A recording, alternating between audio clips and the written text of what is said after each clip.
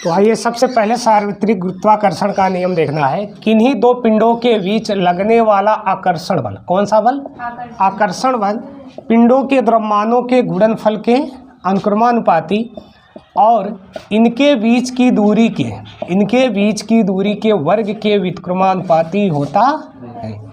यही मतलब सार्वत्रिक गुरुत्वाकर्षण का नियम है। पुनः एक बार सुन लो। किन्हीं दो पिंडों के बीच लगने वाला आकर्षण बल पिंडों के द्रव्यमानों के गुणनफल के अनुक्रमानुपाती और इनके बीच की दूरी के वर्ग के व्युत्क्रमानुपाती होता है। यही सार्वत्रिक गुरुत्वाकर्षण का नियम है। न्यूटन का है। न्यूटन ऐसे भी 3 नियम दिए थे। वो पहला जड़त्व का नियम, दूसरा संवेग का और तीसरा क्रिया और प्रतिक्रिया का नियम। तो दोनों इस समीकरण से हल करेंगे, फर्स्ट और क्या सेकंड से। तो यह प्रोपोर्शनल क्या हो जाएगा? m1 m2 बाई में r²। जैसे ही इसको हटाओगे तो g m1 m2 बाई में r²। अब g क्या है? एक नियतांक है। g एक नियतांक है जिसको सार्वत्रिक गुरुत्वाकर्षण नियतांक बोला जाता है। यदि g बोला जाए तो कौन सी राशि है? ये अदिश राशि है। कौन सा? अदिश राशि है। जो स्मॉल g होता है क्या होता है? सदिश राशि होता है। g का वैल्यू देखा जाए तो g का 6.67 इंटू 10⁻11 न्यूटन मीटर स्क्वायर प्रति किग्रा स्क्वायर। ये इसका क्या हो जाएगा? g का वैल्यू हो जाएगा। और स्मॉल g का 9.8 मीटर प्रति सेकेंड स्क्वायर हो जाएगा। अब यहीं से g का मात्रक निकालना है। क्या निकालना है? कैपिटल G का मात्रक निकालना है। देखो स्मॉल g और कैपिटल G में यही अंतर है कि स्मॉल g पृथ्वी के सभी स्थानों पर क्या होता है? समान होता है, जबकि नहीं कैपिटल G समान होता है। स्मॉल g क्या होता है? भिन्न भिन्न होता है। पृथ्वी के केंद्र पर स्मॉल g का मान कितना होता है? 0 होता है। और पृथ्वी पर कितना होता है? 9.8 मीटर प्रति सेकेंड स्क्वायर होता है। जैसे ही ध्रुवों की ओर जाओगे वैसे ही g का मान उच्चतम होगा, मतलब अधिकतम होगा। और पृथ्वी के ऊपर तथा नीचे जाने पर g का मान घटता है। कौन सा g? ए वाला स्मॉल g की बात है। कौन सा? गुरुत्वीय त्वरण का बात है। और इसी कारण क्या होता है? हम पृथ्वी पर चल लेते हैं। और चंद्रमा पर यदि इस g का मान पूछा जाए तो कितना है? इसका 1/6 है। स्मॉल g का चंद्रमा पर यदि बात किया जाए कितना है? 1/6 भाग है। इसका मतलब हो जाएगा कि 9.8 में 6 का जब डिवाइड करोगे तो 1.66 करके आएगा। पृथ्वी पर कितना है? 1.66 किसकी तुलना में? पृथ्वी की तुलना में चंद्रमा पर। तो ये ध्यान रखना है। वहाँ जैसे यहाँ उछलते हो 2 से 3 फीट उछलते हो, वहाँ जब उछलोगे ना 9 से 10-12 फीट उछल जाओगे। वहाँ भारहीनता का अभाव करोगे, मतलब प्रतीत करोगे। जब थोड़ा सा उछलोगे तो वहाँ पर क्या करते हैं? कुछ भार बांध लेते हैं जिससे बहुत उछले ना। कहाँ? चंद्रमा पर। ठीक। अब चंद्रमा से पृथ्वी की दूरी कितना है? 3,84,000 किलोमीटर है। कहाँ से? चंद्रमा से पृथ्वी की दूरी। और जो चंद्रमा से पृथ्वी तक समय प्रकाश आने में लगता है वो 1.3 सेकेंड लगता है। कितना? 1.3 सेकेंड। तो ये सार्वत्रिक गुरुत्वाकर्षण का नियम था। इसे लिखना चाहे तो लिख लो। यदि यहाँ से पूछा जाए कि g का मात्रक क्या होगा तो f इंटू r²। अब बाई में m1 m2 यही तो होगा। g को यहाँ ब्रेक किए, a आया मल्टी a नीचे हो जाएगा। अब यहाँ पर मात्रक हो जाएगा न्यूटन और a मीटर स्क्वायर प्रति किग्रा, क्योंकि द्रव्यमान का मात्रक किलोग्राम होता है और a स्क्वायर हो जाएगा। तो g का मात्रक a हो जाएगा। अब इसको MKS पद्धति में भी बता सकते हो। MKS पद्धति में क्या होगा? मीटर किलोग्राम सेकेंड में भी बताना है। तो इस बल को तोड़ देना, उसके बाद जो भी कटेगा काट देना। CGS में भी बता सकते हो और इसका बीमा भी बता सकते हो, डायमेंशन भी बता सकते हो। तो इतना चीज़ इससे निकल कर आएगा एक कैपिटल जी के संबंध में। बाकी स्मॉल जी का बात किया जाए तो इसका मान कितना 9.8 मीटर प्रति सेकेंड स्क्वायर होता है और कैपिटल जी का मान होता है 6.67 इंटू 10⁻11 न्यूटन मीटर स्क्वायर प्रति किग्रा स्क्वायर, ये हो जाएगा। और जी सदैव, एक कैपिटल जी वाला क्या होता है, सदैव नियत होता है और इसका मान भिन्न भिन्न होता है। ठीक, अब ऐसे ही द्रव्यमान और भार होता है। क्या होता है, द्रव्यमान और भार की बात किया जाए। देखो सबसे पहले ये बात समझ लो कि जो कैपिटल जी है ये अदिश राशि है। क्या है, अदिश राशि, और इसका मान नियत होता है। उसी प्रकार द्रव्यमान भी अदिश राशि है। क्या है, अदिश है और इसका भी मान क्या होता है, नियत होता है। अब भार क्या होता है, सदिश राशि है। ये देखो स्मॉल जी की तरह है कि नहीं, और इसका मान क्या होता है, भिन्न भिन्न स्थानों पर भिन्न भिन्न होता है। भार का मान भिन्न भिन्न स्थानों पर भिन्न भिन्न होता है और W बराबर होता है mg। ये भार का फार्मूला है। जब इसमें द्रव्यमान और त्वरण का मतलब गुरुत्वीय त्वरण का गुणन करोगे तभी इसका भार निकलता है। मान चलो ये पेन है, इसका भार कितना है, 30 ग्राम, लेकिन जब इस पर जी भी कार्य करेगा, ये तो जो 30 ग्राम है इसका द्रव्यमान है, जब इस पर जी भी कार्य करेगा तो इसका भार हो जाएगा। तो द्रव्यमान और भार में अंतर समझ में आया ना। जैसे कोई भी चीज़, मान चलो मेरा बुक ही है, 1 किलोग्राम का है, उसका द्रव्यमान हो गया, जब उस पर जी भी कार्य करेगा तो उसका क्या हो जाएगा, भार हो जाएगा। तो उसके गुणनफल को ही क्या बोलोगे, भार बोल दोगे। तो भार कौन सा, सदिश है, ये वैसे ही है जैसे स्मॉल जी, और इसको कैपिटल जी की तरह कर लो द्रव्यमान को, ये याद हो जाएगा। चलिए न्यूटन के 3 नियम हैं। देखो इन तीनों नियम को याद कैसे रखोगे, ये सेकेंड हो जाएगा और ये थर्ड है। पहले नियम को बोलते हो जड़त्व का नियम, जड़त्व का नियम। दूसरे नियम को बोलोगे संवेग का नियम, और तीसरे नियम को बोलोगे क्रिया और प्रतिक्रिया, क्रिया और प्रतिक्रिया।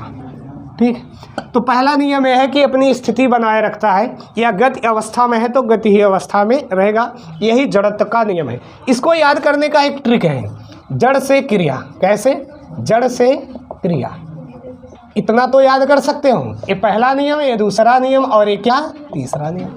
जड़ से क्रिया का मतलब ये जड़ से जड़त्व का नियम, से संवेग का नियम, और क्रिया से क्रिया और प्रतिक्रिया का नियम। यहाँ तक कन्फर्म। ये इसमें क्या होता है, जड़त्व में अपनी स्थिति बनाए रखता है। असंवेग में क्या होता है कि द्रव्यमान का और वेग का गुणनफल होता है, और इसी से बल का फार्मूला भी निकल कर आता है, बल का फार्मूला भी निकल कर आता है। क्रिया प्रतिक्रिया का मतलब ये हो गया, जैसे आप पैदल चलते हो या किसी बॉल को दीवार पर मारे तब भी क्रिया और प्रतिक्रिया का ये नियम इसमें आ जाएगा। अब बात किया जाए, चलिए सदिश और अदिश राशि का। तो अदिश राशियाँ उसे कहेंगे जिन्हें व्यक्त करने के लिए परिमाण, केवल परिमाण की जरूरत हो, दिशा की नहीं, उसे क्या बोल दोगे, अदिश राशि। और सदिश राशि के लिए दोनों की ज़रूरत होगा।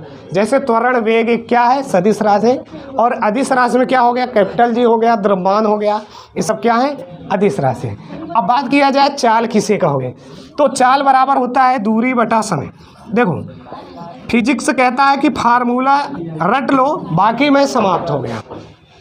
तो चाल का क्या हो गया, दूरी बटा समय। अभी कितने को ये नहीं पता होगा कि दूरी और विस्थापन किसे कहेंगे। देखो ये मान चलो एक घर है और एक कोचिंग है, अब यहाँ पर ऐसे ऐसे गए तो ये आपकी क्या हुआ, दूरी हुआ, और सीधा पहुँच गए तो क्या हुआ, विस्थापन हुआ। एक ऐसा विस्थापन धनात्मक, जिस दिशा में निकले उसी दिशा में जा रहे हो तो धनात्मक हो जाएगा। अब जिस दिशा में निकले घूम घाम के इस दिशा में आकर रुक गए तो ऋणात्मक होगा, और जहाँ से चले वहीं घूम घाम कर पहुँच गए तो विस्थापन क्या होगा, शून्य हो जाएगा। ठीक है, हाँ, शॉर्टकट को विस्थापन कहेंगे। तो चाल क्या हुआ, चाल दूरी बटा समय। एकांक समय में चली गई दूरी को क्या कहेंगे, चाल। इसका मात्रक मीटर प्रति सेकंड, और एक कौन सी राशि होगा, अदिश। कौन सी, अदिश हो जाएगा। अब दूरी सदैव क्या होता है, धनात्मक होता है, ये ध्यान रखना है। अब दूरी भी क्या है, अदिश राशि है, बाकी ये आपका समय हो गया। अब बात करें वेग का। वेग का मतलब सीधा सीधा जो चलता हूँ, जैसे रॉकेट का वेग ना, जो सीधा चलेगा उसी में वेग बोला जाएगा, सभी में नहीं कि साइकिल की वेग, ये साइकिल का वेग नहीं होगा, या मोटरसाइकिल का वेग नहीं होगा, मोटरसाइकिल की चाल है, वहाँ चाल क्यों बोला जाता है? क्योंकि टेढ़ा मेढ़ा जाएगा, दूरी तय करेगा। जब सीधा जाएगा तो वहाँ वेग हो जाएगा, रॉकेट का वेग, किसी का वेग है ना, जो ऊपर जाएगा उसका वेग, या किसी का भी वेग जब बोलेंगे, पलायन वेग बोलेंगे, ये भी सीधा ही है ना। पृथ्वी से बाहर जाने के लिए पलायन वेग होना चाहिए। तो चाल और वेग को भी समझ गए। वेग बराबर क्या होगा? विस्थापन बटा समय, और चाल बराबर दूरी बटा समय, और दोनों का मात्रक एक ही होगा, मीटर प्रति सेकंड। ठीक, अब बात करें त्वरण और बल का। तो त्वरण किसे कहेंगे? वेग परिवर्तन की समय दर को क्या बोलेंगे? त्वरण। इसका मात्रक मीटर प्रति सेकंड स्क्वायर हो जाएगा। बल की बात किया जाए तो बल बराबर होता है द्रव्यमान गुणे त्वरण होता है। द्रव्यमान का मात्रक किलोग्राम और त्वरण का मीटर प्रति सेकंड स्क्वायर है। तो किलोग्राम मीटर प्रति सेकंड स्क्वायर यम के इस पद्धति में हुआ, और इसी को क्या बोल दोगे? न्यूटन बोलोगे। एक न्यूटन बराबर 10 पर घाते 5 डाइन हो जाएगा। एक न्यूटन में कितने डाइन? 10 पर घाते 5 डाइन। एक एक बात को लिखते जाओ जिसको ना पता हो। ठीक, तो एक न्यूटन में कितने डाइन? 10 पर घाते 5 डाइन। और जो डाइन मात्रक है सीजीएस पद्धति का मात्रक है। किस पद्धति का? सीजीएस का। और ये यम के इस पद्धति का न्यूटन है। इसी को एसआई पद्धति भी बोलते हो। क्या बोलते हो? एसआई पद्धति बोलते हो। अब बात किया जाए कार्य का, तो कार्य बराबर क्या होता है? बल गुणे विस्थापन। मतलब कोई भी कार्य तभी होगा जब बल लगाकर थोड़ा बहुत विस्थापित करोगे तो वो कार्य होगा। अब इसका मात्रक बात किया जाए तो न्यूटन इंटू मीटर, और जिसको जूल बोला जाता है। यम के इस पद्धति की बात किया जाए, मतलब मीटर किलोग्राम सेकंड की बात किया जाए तो किलोग्राम मीटर स्क्वायर प्रति सेकंड स्क्वायर होगा। क्या होगा? कार्य का मीटर किलोग्राम, पहले लिख लो, किलोग्राम मीटर स्क्वायर प्रति सेकंड स्क्वायर। ठीक, ये इसका मात्रक हो जाएगा यम के इस पद्धति में, और इसी को जूल बोलोगे तो कार्य का मात्रक क्या हो जाएगा? जूल हो जाएगा। और कार्य बराबर होता है बल गुणे बल की दिशा में विस्थापन। यदि कोई भी कार्य लंबवत होगा तो कार्य क्या होगा? शून्य होगा। आप एक अटैची लेकर ऐसे खड़े रहो दिन भर, कोई कार्य नहीं किए। जब कार्य तभी होगा जब आप विस्थापित होगे। ठीक, चलिए सामर्थ्य की बात करें तो कार्य करने की समय दर को क्या बोलोगे? सामर्थ्य बोलोगे। तो मतलब कार्य बटा समय हो जाएगा। जूल प्रति सेकंड को ही सामर्थ्य बोलोगे, और इसका एसआई मात्रक क्या हो जाएगा? वाट हो जाएगा। तो सामर्थ्य को ही क्या बोलते हो? शक्ति बोलते हो। इंग्लिश में पावर बोल दोगे। तो जिसके पास पावर रहेगा वही क्या लगाएगा? वाट लगाएगा। तो सामर्थ्य का मात्रक क्या हो जाएगा? वाट हो जाएगा। और सामर्थ्य बराबर होता है कार्य बटा समय। कार्य करने की समय दर को ही क्या बोलेंगे? सामर्थ्य बोल देंगे। अब पूछ लेगा कि 1 किलोवाट बराबर, तो 1000 वाट। 1 मेगावाट बराबर 10 पर घाते 6 वाट हो जाएगा। और एक अश्वशक्ति बराबर क्या हो जाएगा? 746 वाट। कितना? 746 वाट होगा। और इसी को आप इंजन की जो दक्षता होता है एएचपी में मापा जाता है। बोला जाता है 35 एएचपी का है, मतलब 35 हॉर्स पावर का है। समझ में आ गई नहीं? तो एक अश्वशक्ति बराबर कितना होता है? 746 वाट है, ध्यान रखना। ठीक, अब बात किया जाए ओम का नियम। किसका? ओम का नियम। चलिए, ओम का नियम V प्रोपोर्शनल क्या होता है? I होता है। मतलब यदि किसी चालक की भौतिक अवस्था जैसे ताप आदि में कोई परिवर्तन न किया जाए तो उसमें प्रवाहित धारा I और सिरों के बीच उत्पन्न विभवांतर V के अनुक्रमानुपाती होती है। तो V प्रोपोर्शनल I, V बराबर RI। R एक नियतांक है जिसे क्या बोलोगे? प्रतिरोध बोलोगे। तो R इक्वल टू हो जाएगा V बटा में I। ये ध्यान रखना, यही ओम का नियम है। और इसका यदि मात्रक की बात करें, प्रतिरोध का मात्रक क्या होगा? तो वोल्ट प्रति एम्पियर। वोल्ट प्रति एम्पियर, क्योंकि धारा का मात्रक एम्पियर होता है और विभवांतर का मात्रक वोल्ट होता है। और इसी को क्या बोलते हो? ओम बोलते हो। क्या बोलते हो? ओम। तो प्रतिरोध का मात्रक क्या हो जाएगा? ओम हो जाएगा। अब धारा की बात किया जाए तो धारा बराबर होता है आवेश बटा समय। आवेश बटा समय हो जाएगा। आवेश मतलब Q बाई टी हो जाएगा। और ये I बराबर, तो Q बाई टी को ही क्या बोलोगे? कूलॉम प्रति सेकंड। और कूलॉम प्रति सेकंड को ही क्या बोलते हो? एम्पियर बोलते हो। एम्पियर बोलते हो। अब इसी प्रकार हो जाएगा विभवांतर। विभवांतर बराबर हो जाएगा, यहाँ किया गया कार्य W और आवेश। आवेश कितना? मतलब Q। तो जूल प्रति कूलॉम जूल प्रति कूलाम होगा। क्या होगा? जूल प्रति कूलाम होगा। और विभवांतर का मात्रक क्या हो जाएगा? वोल्ट हो जाएगा। और इसको मापा जाता है वोल्ट मीटर से, इसको मापा जाता है ए मीटर से। धारा को किसमें? ए मीटर से। ए मीटर को किसमें? श्रेणी क्रम में, और इसको समांतर क्रम में। यदि बात किया जाए क्रम का, तो दो क्रम होता है। एक श्रेणी क्रम होता है R = R1 + R2 + R3, और जो समांतर क्रम होता है 1/R1 + 1/R2 + 1/R3। तो ये दो क्रम होता है। घरों की जो वायरिंग होता है किस क्रम में होता है? समांतर क्रम में होता है। और जो समांतर क्रम होता है न्यूनतम धारा होता है, और श्रेणी क्रम क्या होता है? अधिकतम धारा होता है। अब बात किया जाए संवेग का, तो संवेग बराबर होता है द्रव्यमान गुणे वेग।